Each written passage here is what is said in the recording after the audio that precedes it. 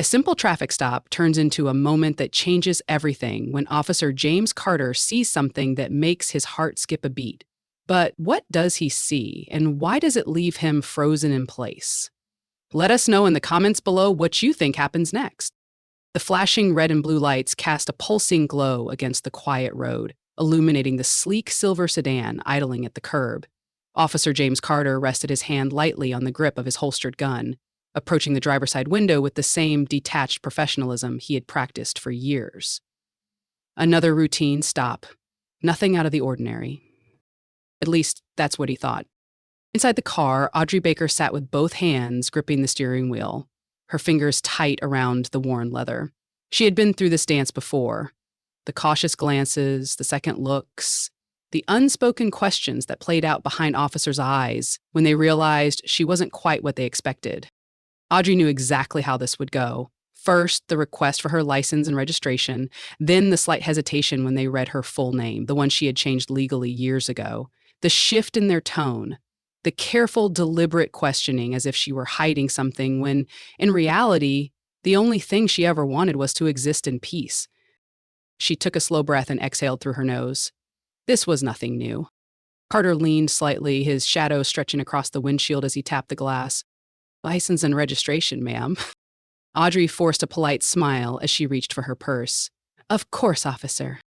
Her voice was soft, even, carefully measured. Not too high, not too low. She had spent years training it, shaping it into something that wouldn't betray her past. But that didn't matter. People always found a way to notice. Carter studied her in the brief silence as she fished out her documents.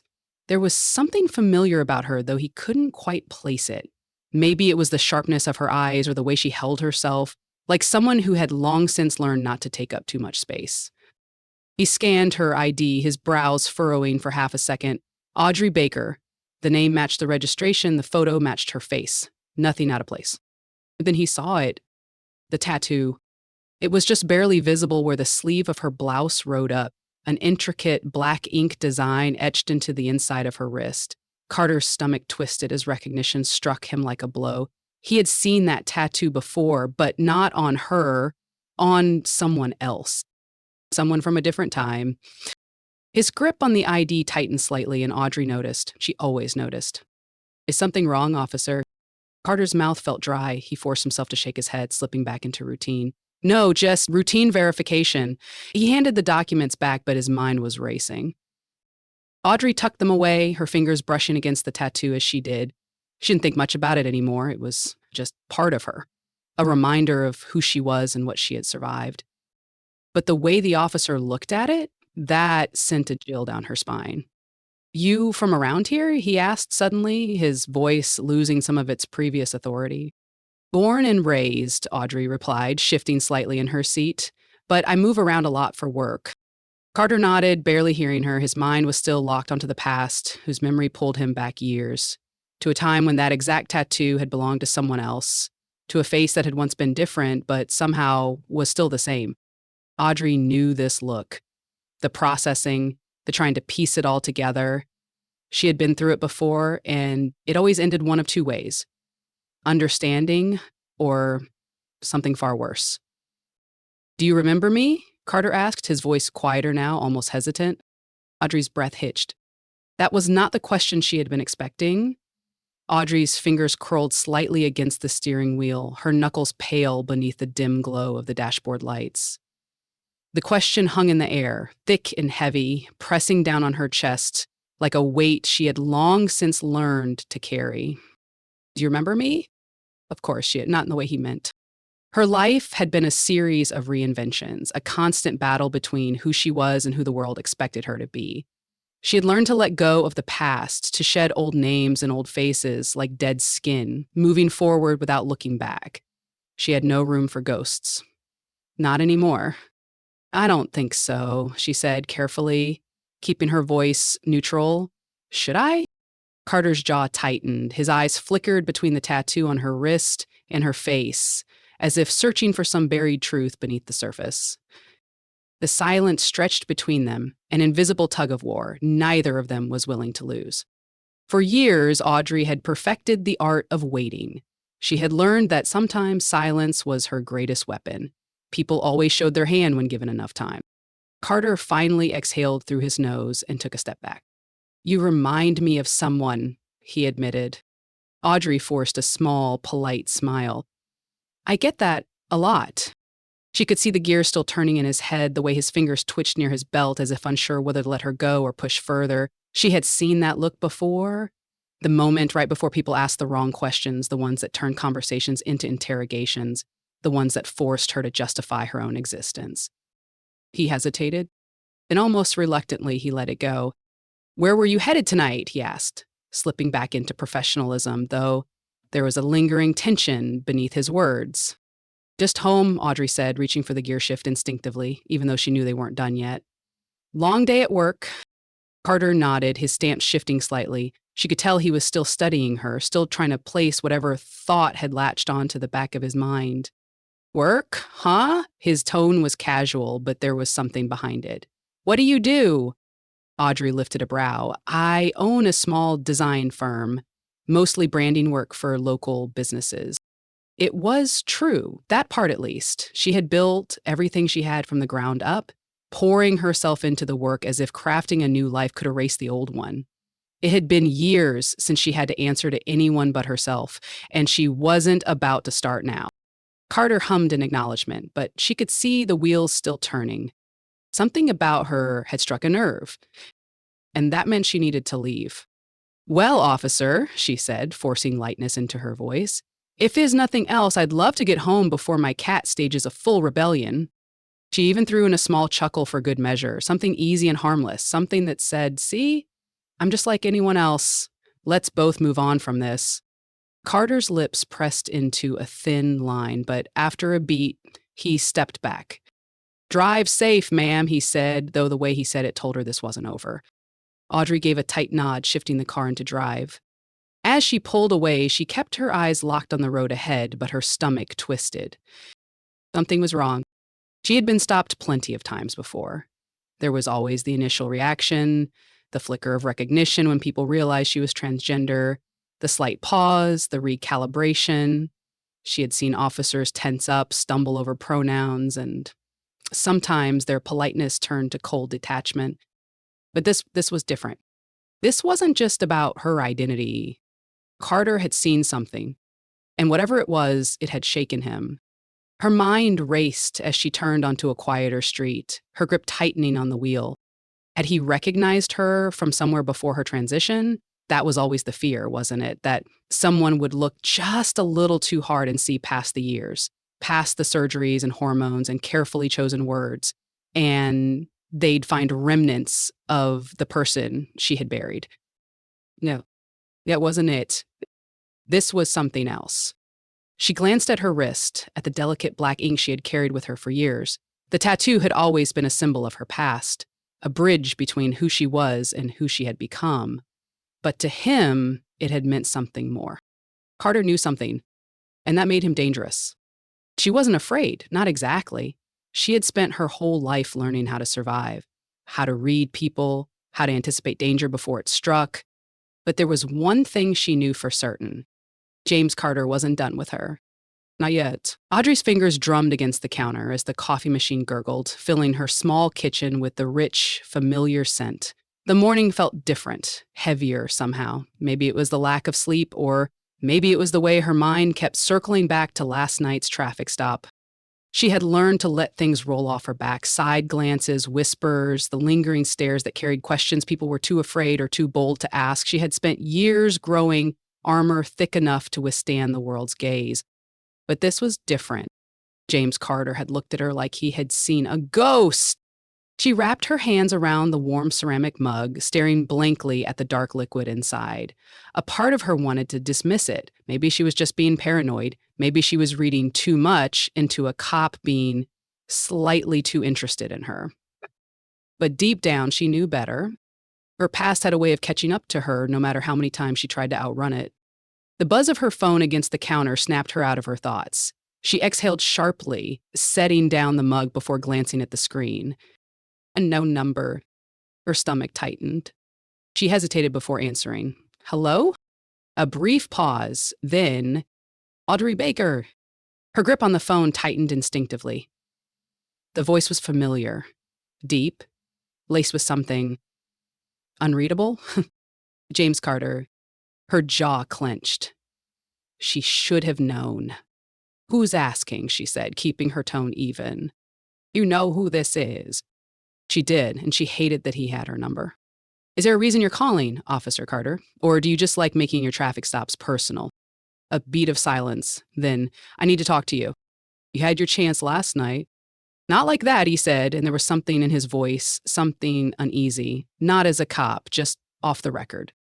Audrey closed her eyes for a second. She had spent too many years playing this game, tiptoeing through conversations that carried an unspoken threat. She had met men like him before. Men who thought they had the right to demand answers from her. I don't do off-the-record conversations with cops, she said, voice sharp. So unless I broke a law, I'd appreciate it if you lost this number. She was about to hang up when his next words made her freeze. It's about your brother. For a moment, everything inside her stilled. Her brother, that name, her old name, hadn't been spoken to her in years. It was a relic of a life she had abandoned, a life she had no intention of revisiting. Audrey swallowed hard, forcing steel into her voice. I don't have a brother. You did? A cold knot formed in her stomach. Meet me at Rustwood Diner, Carter said. 1 hour. Then the line went dead. Audrey let the phone drop onto the counter, her pulse hammering against her ribs. This wasn't just a traffic stop anymore. Carter knew something she wasn't ready to face. And that meant she had no choice but to meet him. The bell above the diner door jingled as Audrey stepped inside, her boots clicking softly against the scuffed tiles. The air smelled like burnt coffee and grease, the kind of scent that settled into your clothes and stayed with you long after you left. Carter was already there, sitting in a booth near the window. His gaze locked onto her the second she walked in. It didn't hesitate. If she had learned anything over the years, it was that showing fear only invited more questions.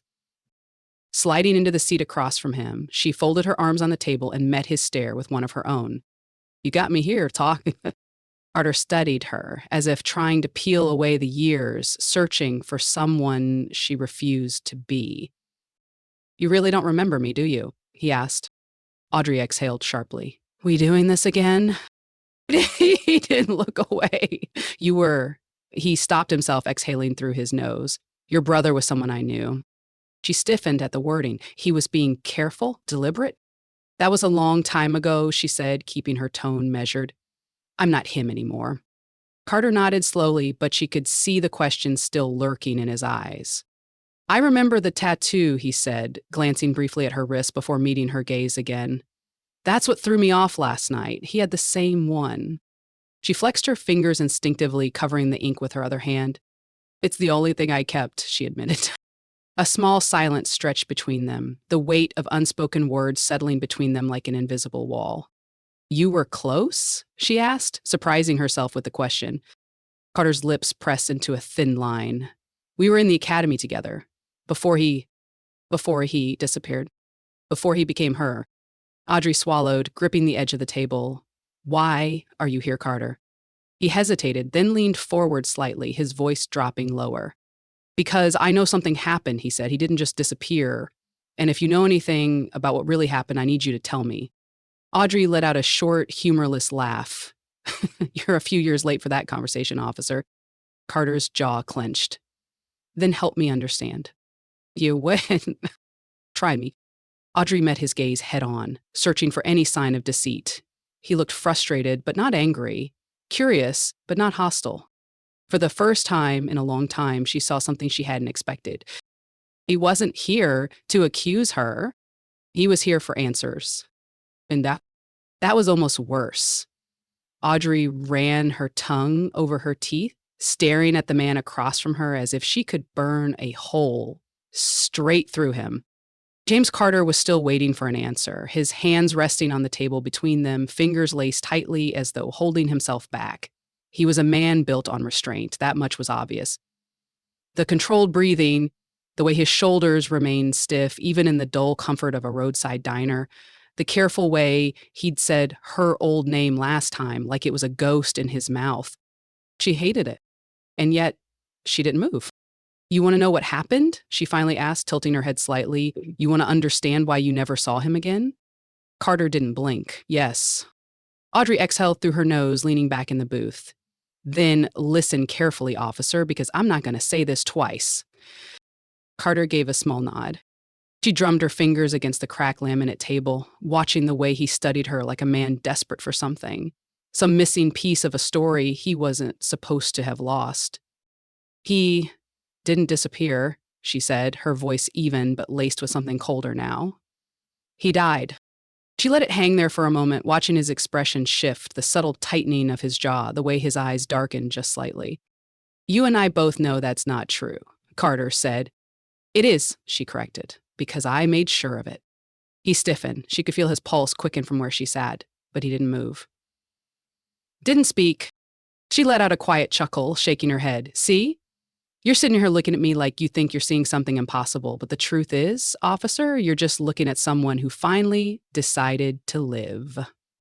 Carter swallowed, glancing at her wrist again. So you were running. I was surviving.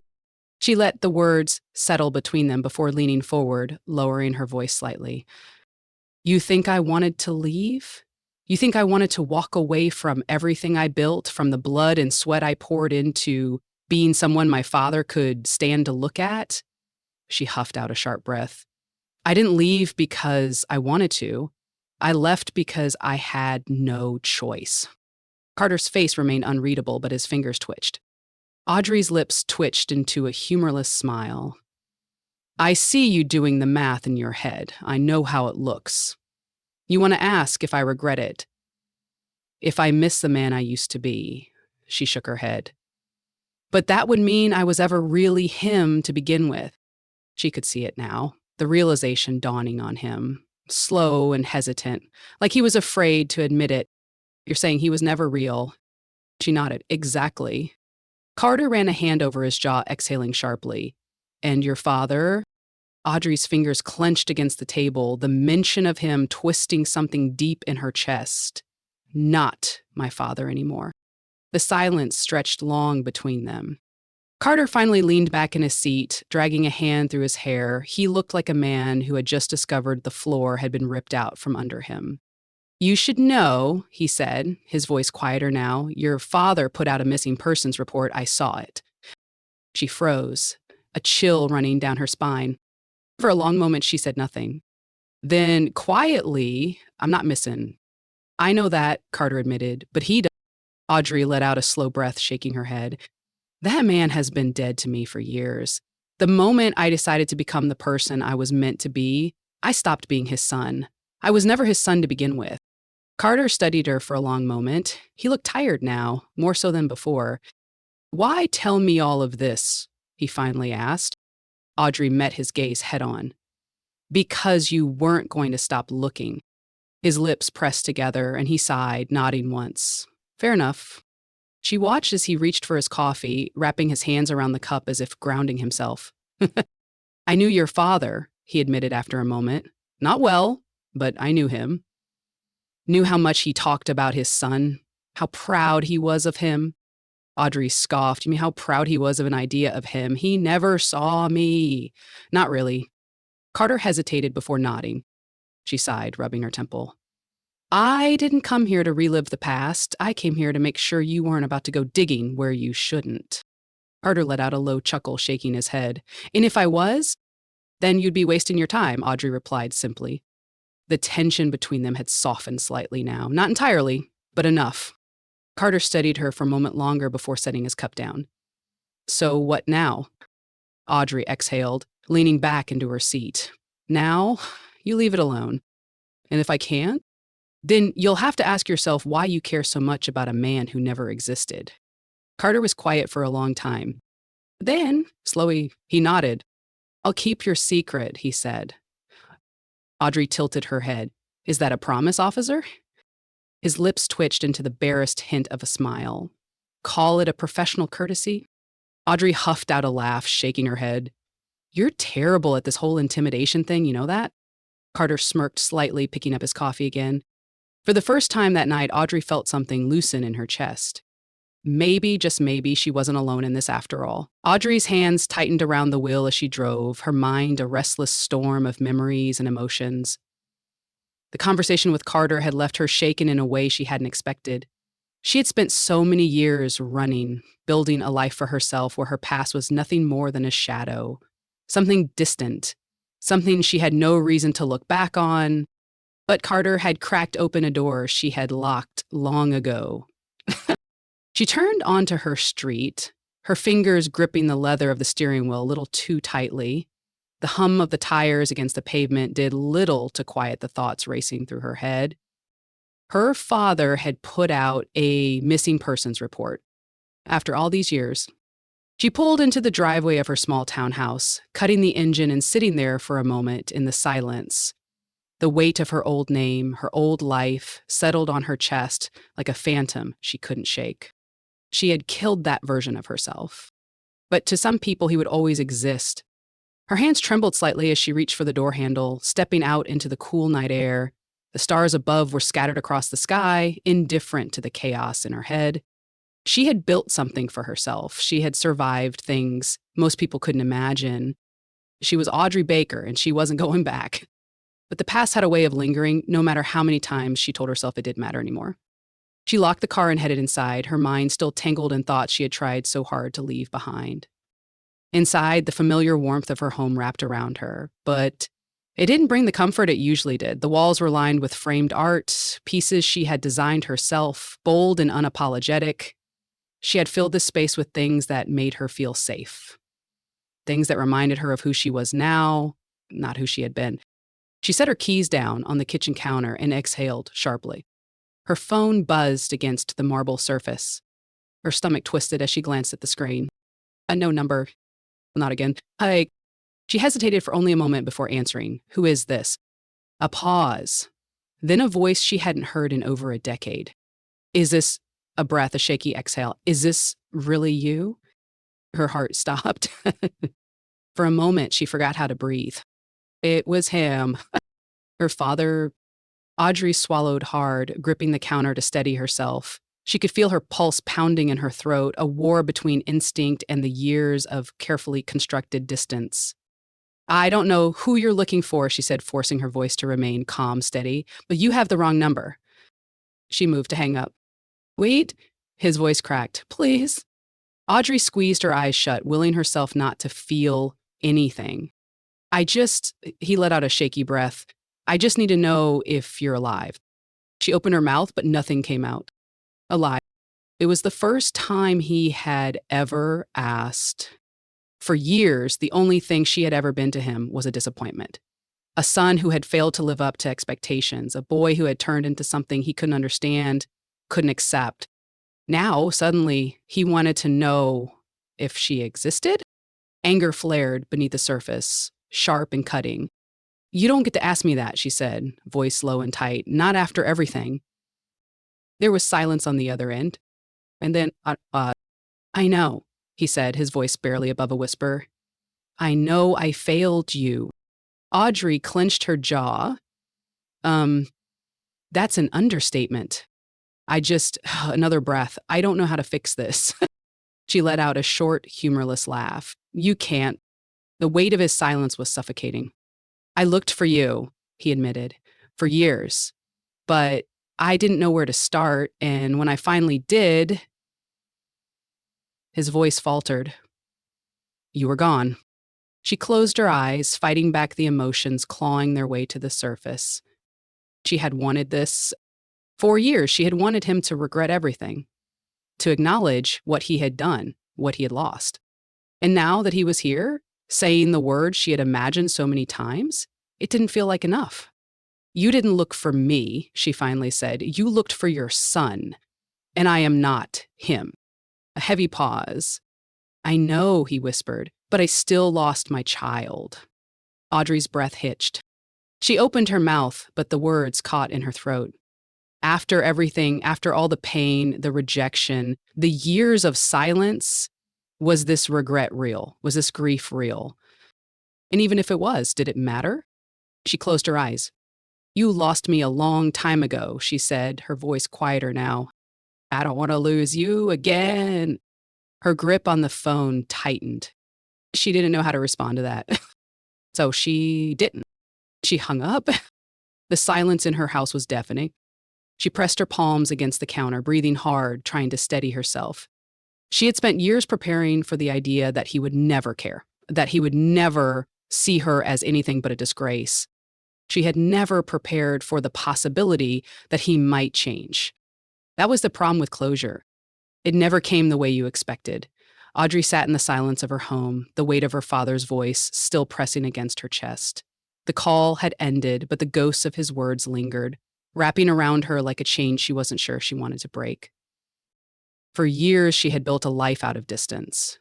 Distance from the person she used to be, from the people who couldn't understand, from the places that carried too many memories. And yet, here she was, feeling the pull of a past she thought she had buried.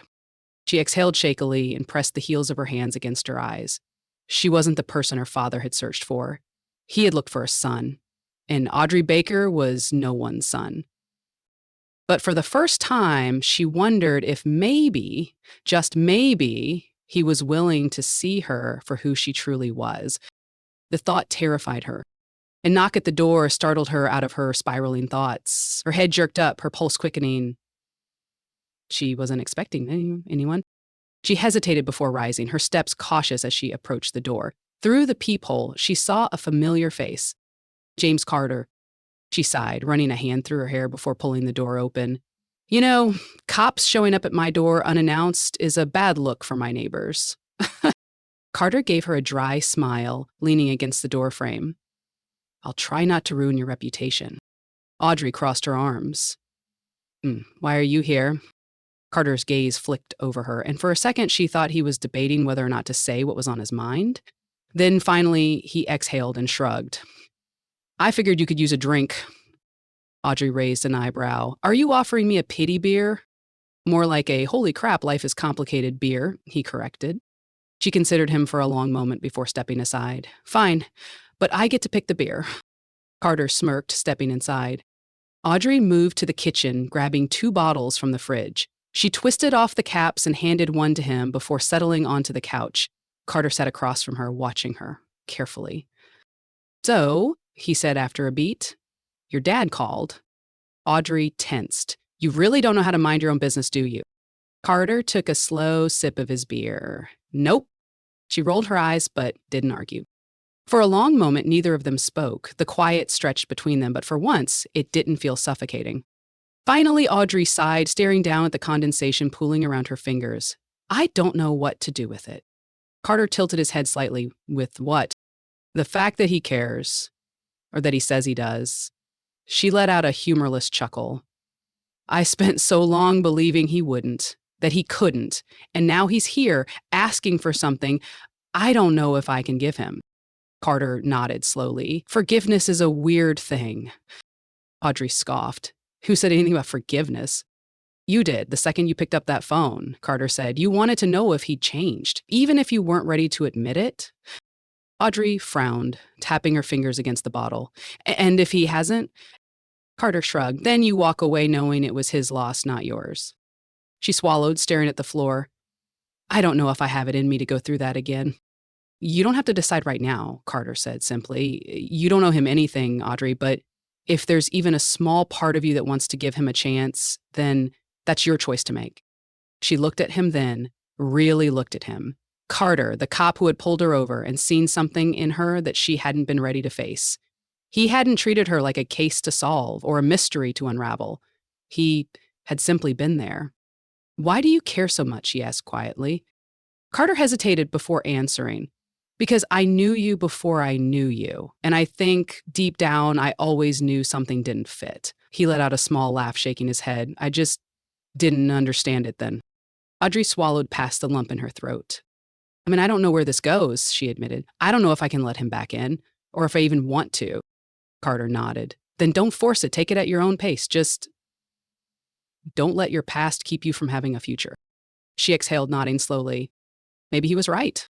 Maybe she didn't have to have all the answers right now. She lifted her beer and clinked it against his. To complicated futures, then. Carter smirked. I'll drink to that. And for the first time in a long time, Audrey felt something close to peace. She wasn't running anymore. She was here, and that was enough.